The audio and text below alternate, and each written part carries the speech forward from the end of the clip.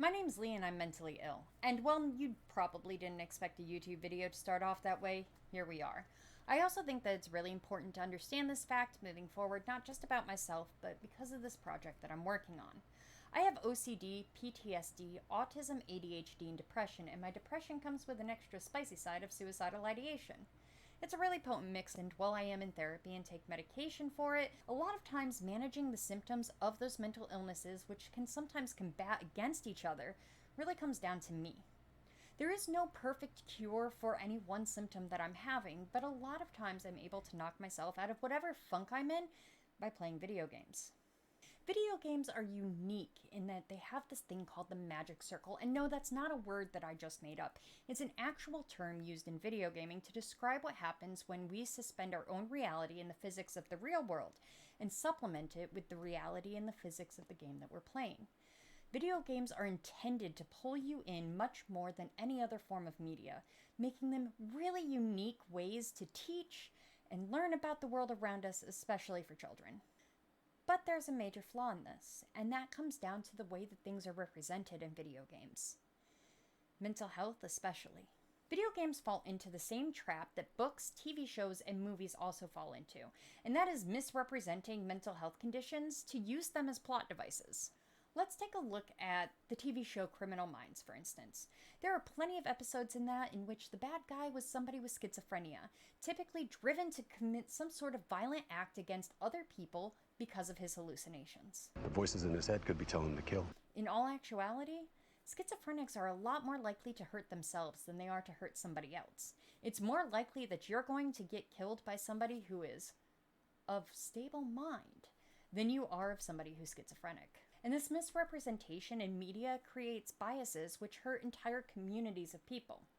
But this is where it becomes exceptionally problematic, because video games, just like books, TVs, and movies, are used by children to help understand the world around them. Now, this is done innately. It's not like they're like, let me go find out about schizophrenics and play this game.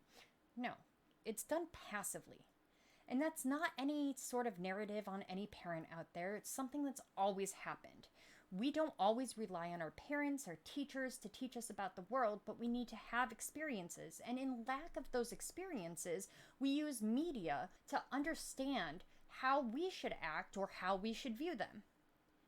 Which means that children who may be playing video games which include a schizophrenic in them, and don't try telling me that they wouldn't because it's an M-rated game. Have you ever played Call of Duty? There are squeakers abound.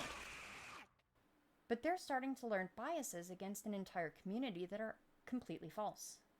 And this made me start to wonder, if I were to actually take a look at games that included some form of mental health in them, how often was it used as a plot device? How often was it positively portrayed? How often was it properly portrayed? Or is the entire video game industry just as bad as most movies and TV shows? Well, I wanted to find out. So to do this, I'm going to play through an entire series of games that have some form of mental health representation in them. And in order to determine if that representation is positive or negative, I of course need to have some sort of a control. So I'm going to create a rubric, kind of like what you had in English class when you had to write an essay. And I'm going to base this rubric off a already existing series called the Player Experience Model. The Player Experience Model contains 6 different components to it. Motivation, which explains why a player plays a game. Meaningful choices, which explains player agency in the game, how well that player can interact and make changes to the world that they're in.